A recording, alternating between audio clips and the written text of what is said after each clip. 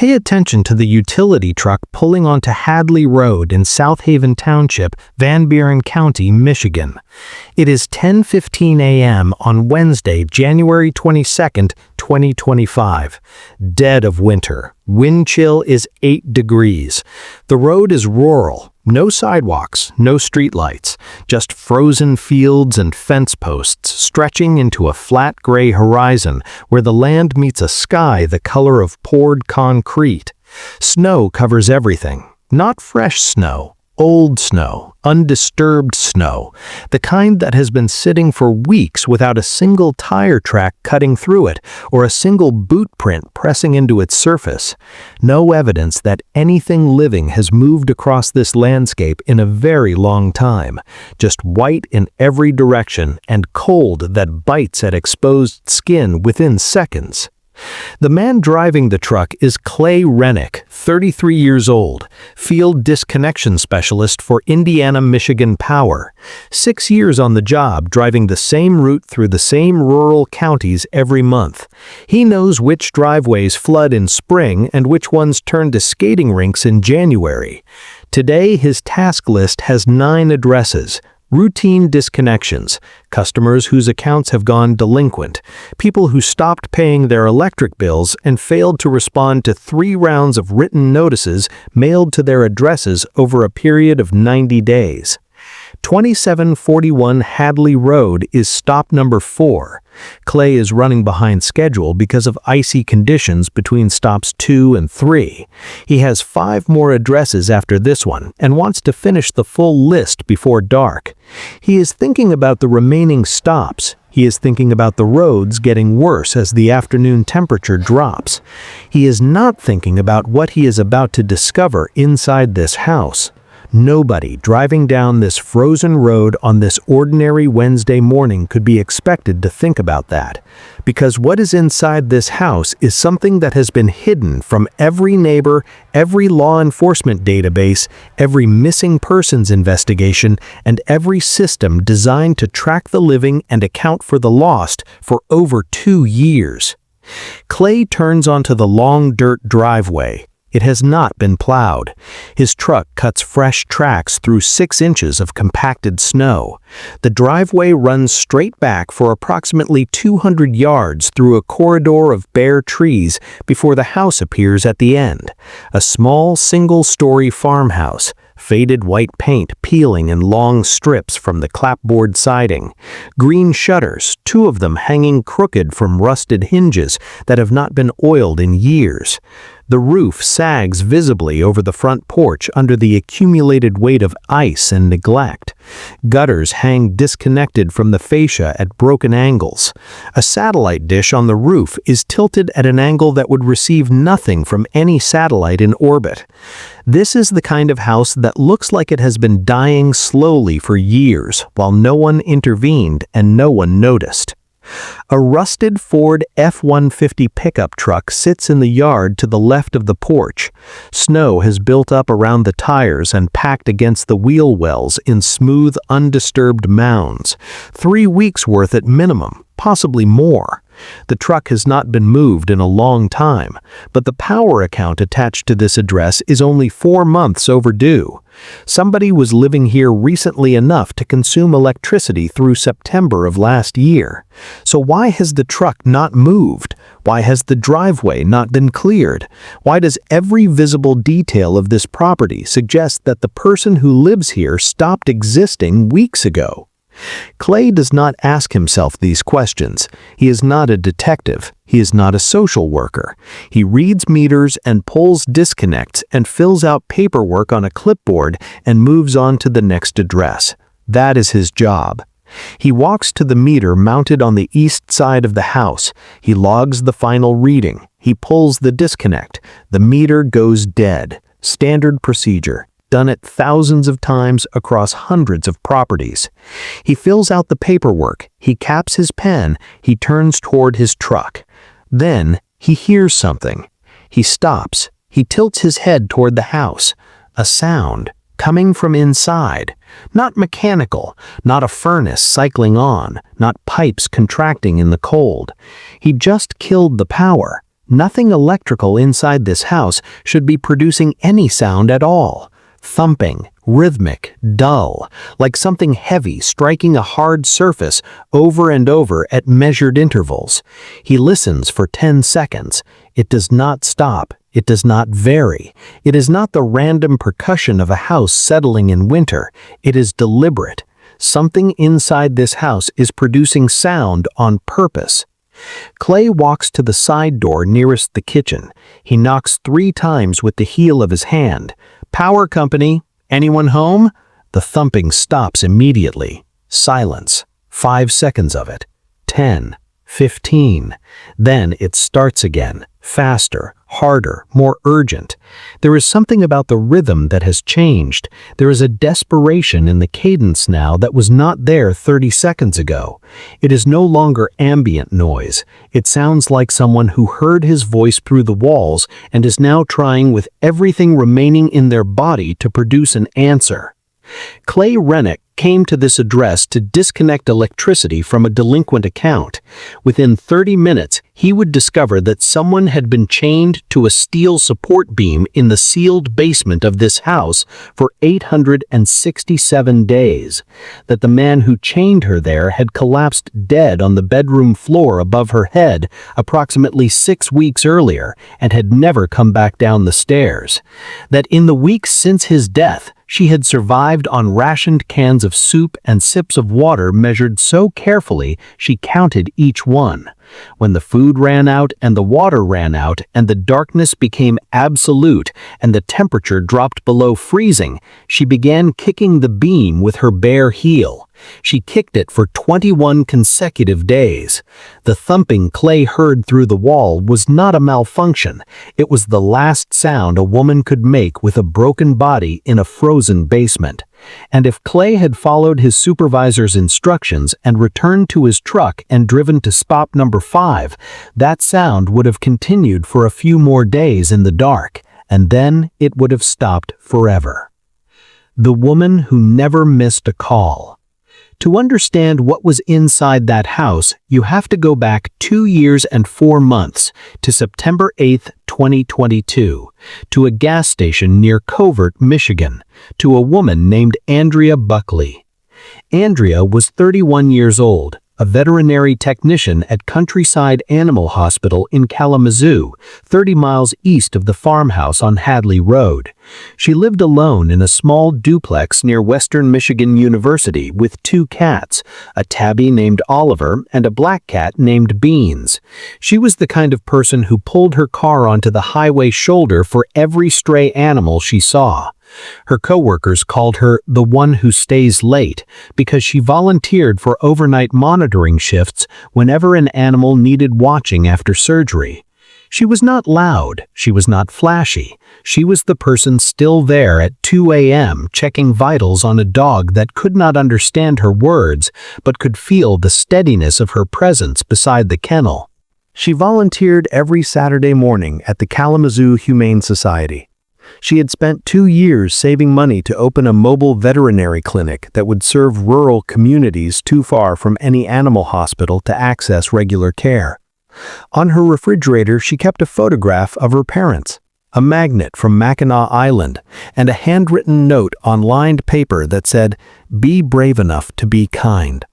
She drove a blue Honda CR-V with a bumper sticker on the rear window that read, "Who rescued who?"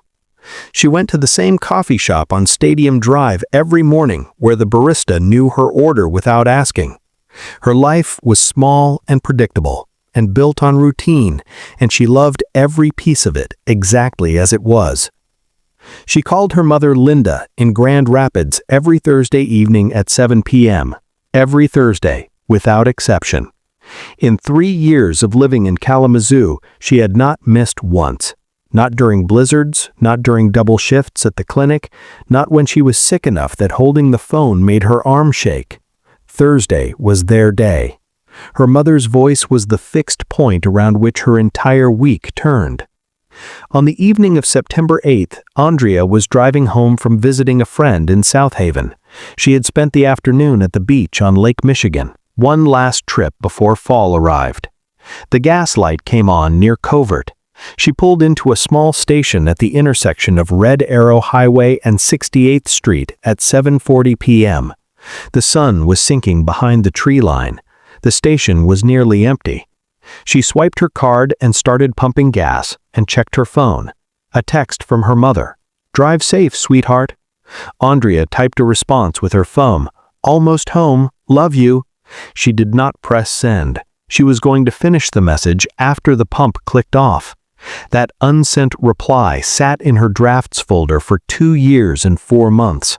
Her mother would not learn it existed until a detective mentioned it during the case briefing after Andrea was found.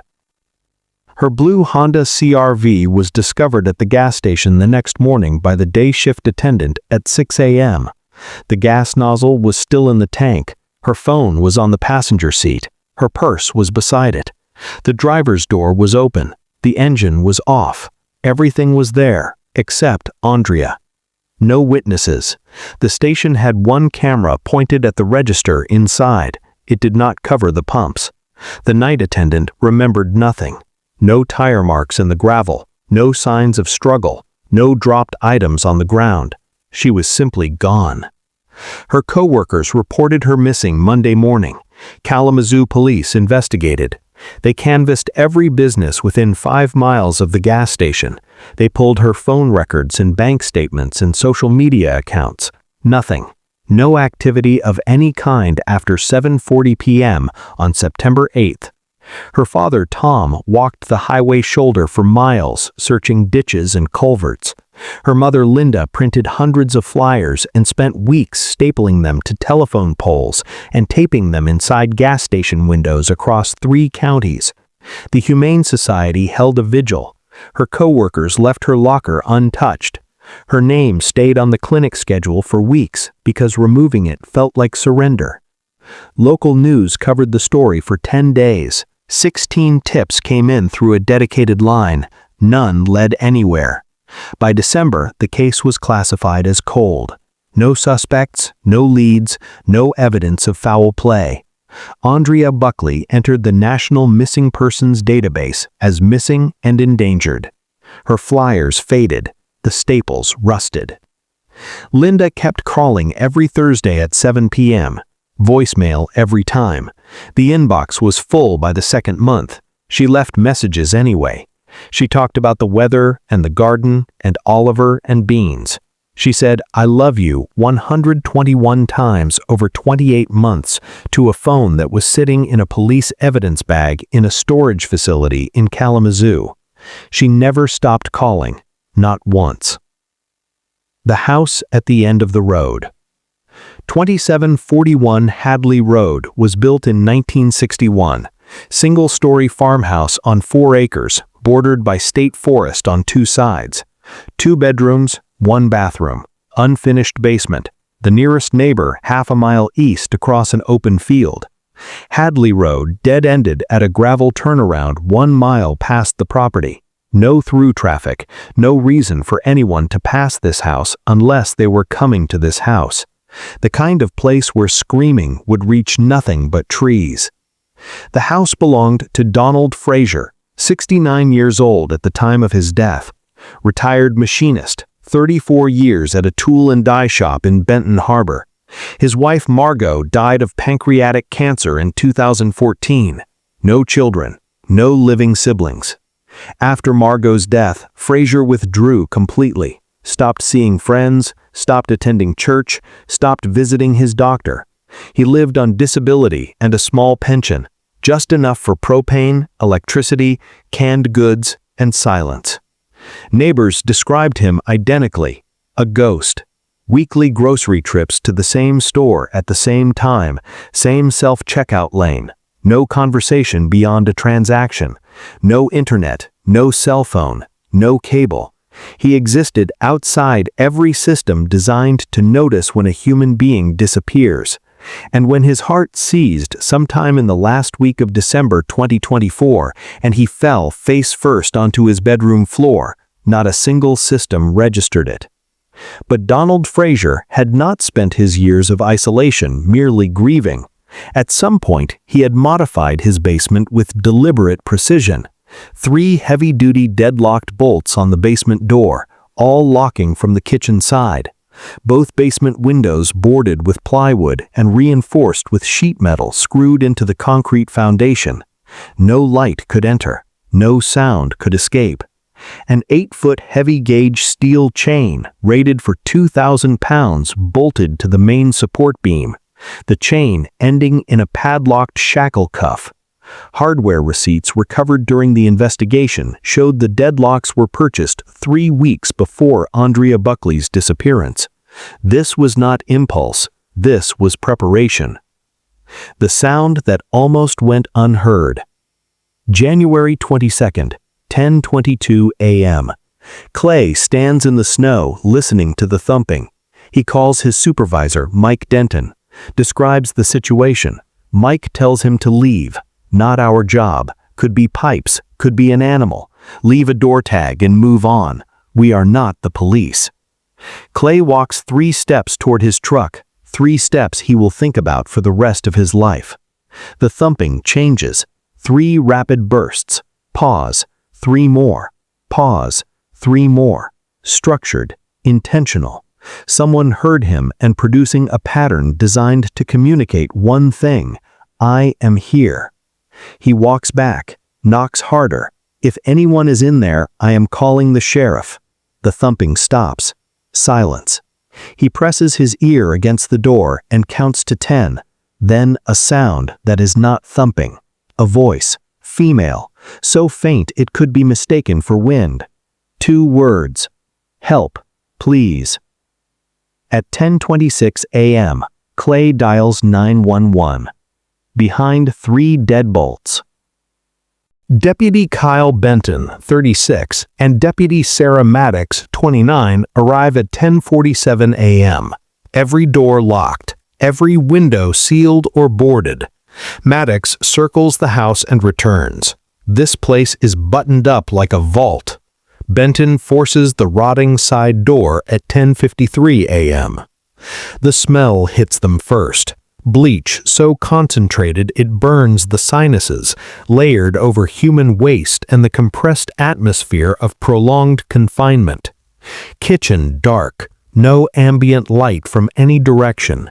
Dishes crusted in the sink, canned goods on the counter, refrigerator open and decomposing. Down the hallway, bedroom, a body on the floor between the bed and the dresser, male, elderly, face down. Advanced decomposition slowed by near-freezing interior temperature. Donald Frazier, dead approximately 6 weeks. Benton radios for the coroner. Then Maddox hears the thumping again from below the kitchen. She finds the basement door, 3 deadbolts, all engaged, all locked from the kitchen side. She stares at them. You do not lock a basement from the outside with 3 deadbolts. You do not seal a storage room this way. You build this configuration for one purpose. A whisper rises through the floorboards. Please, I am down here.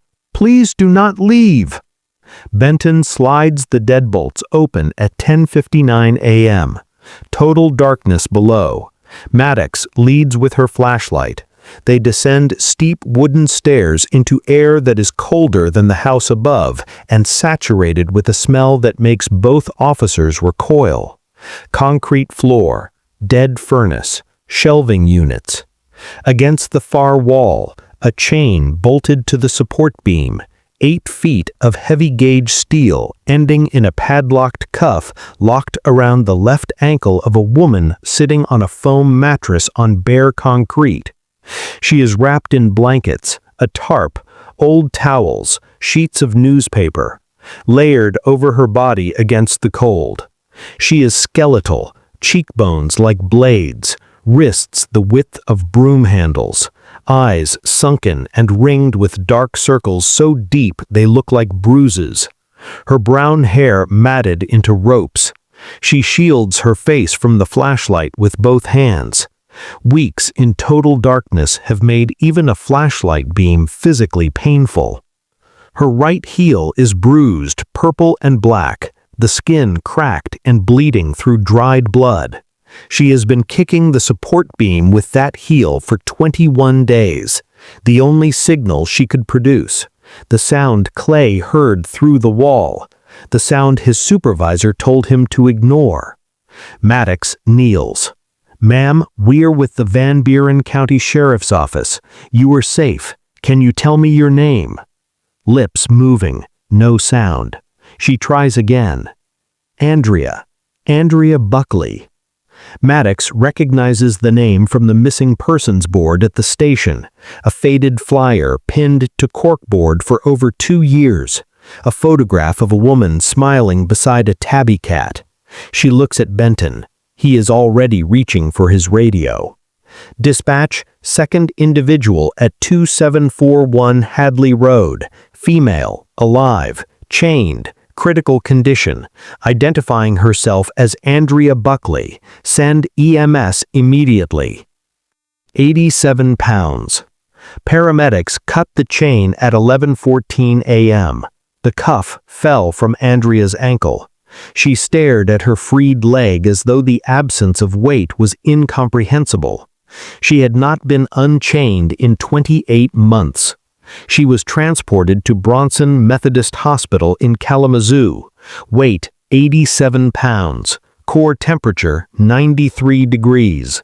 Severe dehydration and malnutrition. Muscle atrophy so advanced she could not stand. Frostbite on 3 toes and 2 fingertips for weeks of sub-freezing exposure after the propane ran out. Ligature scarring around her left ankle in layered ridges where the cuff wore through skin that healed and was worn through again over 28 months. Right heel fractured in 2 places. When daylight touched her face as they carried her out through the kitchen door, she gasped and closed her eyes and cried. Not from pain, from sun. She had not seen it in months. In the ambulance, she gripped the paramedic's hand. "How long? How long has it been?" January 22nd, 2025. Andrea closed her eyes and counted. 2 years, 4 months, 14 days. She had tracked every single day, scratching marks into wood she could not see. "Did anyone look for me?"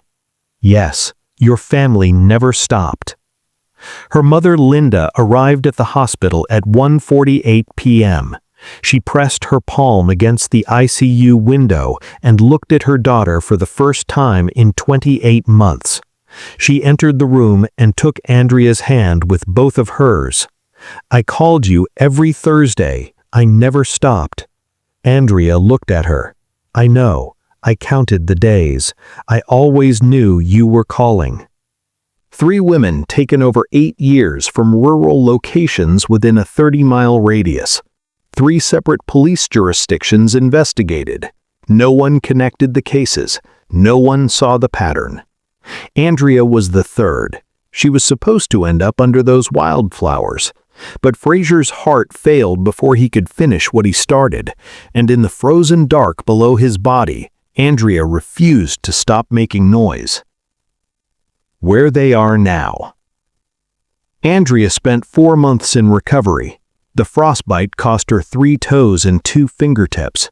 She was diagnosed with complex PTSD, severe agoraphobia, and sensory processing disorder. She sleeps with every light on. She keeps a radio playing constantly, never classical music. She cannot tolerate basements or the sound of chains or the smell of canned soup. She moved in with her parents in Grand Rapids. Oliver climbed into her lap within 5 minutes. Beans took 2 days to approach her. On the 3rd day, he slept on her pillow. Andrea told her therapist it was the first time since the basement that she did not feel entirely alone. By January 2026, she was living independently. Part-time work at a veterinary clinic in a different city. Same work, the work that always mattered. She cannot yet drive rural roads alone. She cannot yet open the mobile clinic she saved for, but she is moving toward it. She released one public statement through her attorney. He took me because I reminded him of someone he lost. He kept me because he was lonely. He died because his heart stopped, and I was left in the dark with a chain and a bucket and a few cans of soup. For 3 weeks, I kicked a steel beam in a frozen basement. I kicked it knowing no one could hear me. A man from the power company heard me. His job was to cut the electricity and leave, but he heard a sound and he stayed. I am alive because one person decided that sound mattered. Denise Portman's mother, Christine, said people told her for 3 years that Denise had chosen to leave, chosen to start over, chosen to disappear. Christine paused for a long time when she spoke to Detective Voss. Then she said she did not choose anything. He chose her, and no one found her in time. Rachel Gunther's father, Alan, drove 4 hours to stand at the creek bed where his daughter had been buried for nearly 5 years. He did not speak for 20 minutes. He told a reporter afterward, "She was 24. She stopped at a fruit stand. That is all she did. She stopped to buy apples." In 2026, Michigan passed the Andrea Buckley Rural Safety Act, requiring utility companies to notify law enforcement before disconnecting service at isolated properties where no account holder contact has been confirmed in 60 days or more. Indiana-Michigan Power adopted the rhythmic protocol, requiring technicians to report signs of distress or unusual sounds during all disconnection visits. Van Buren County created a cross-jurisdictional database linking rural disappearances across southwestern Michigan.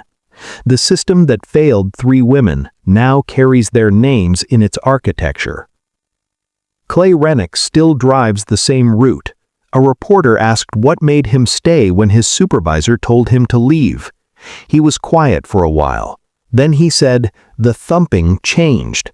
At first it sounded like pipes. Then it got faster, like someone heard me and was trying to answer.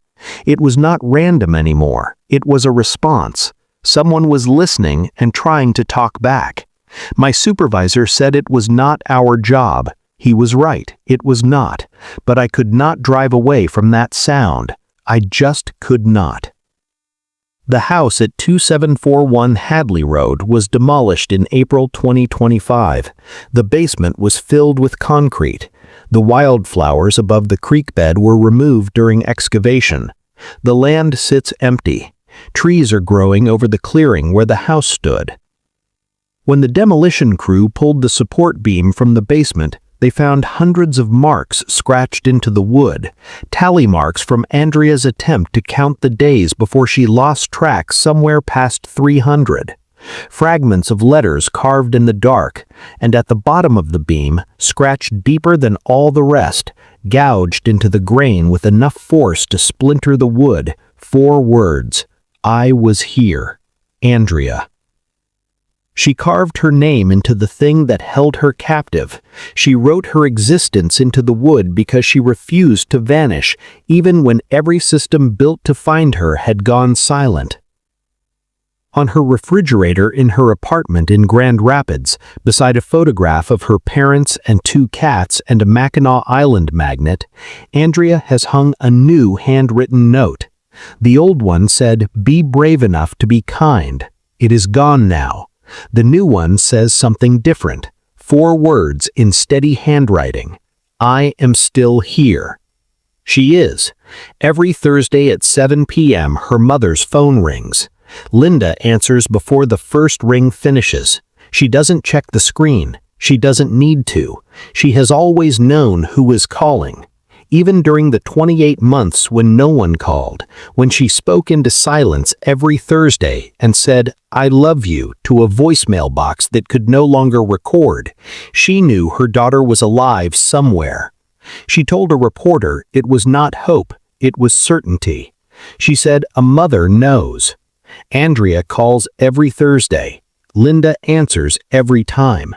They talk about the weather and the garden and the cats and the small, ordinary things that once meant nothing and now mean everything.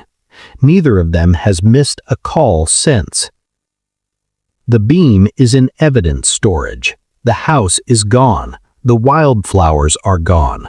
The man who built that basement and planted those flowers and buried 2 women beneath them died alone on his bedroom floor and never answered for any of it. But Andrea answered. She answered by kicking a steel beam with a broken heel for 21 days in a frozen basement where no one should have heard her. And 1 man heard her, and 1 man stayed. That is the entire distance between a name on a faded flyer and a woman who picks up the phone every Thursday at 7. 1 sound, 1 decision, 1 man who could not drive away. Andrea Buckley is alive because of that.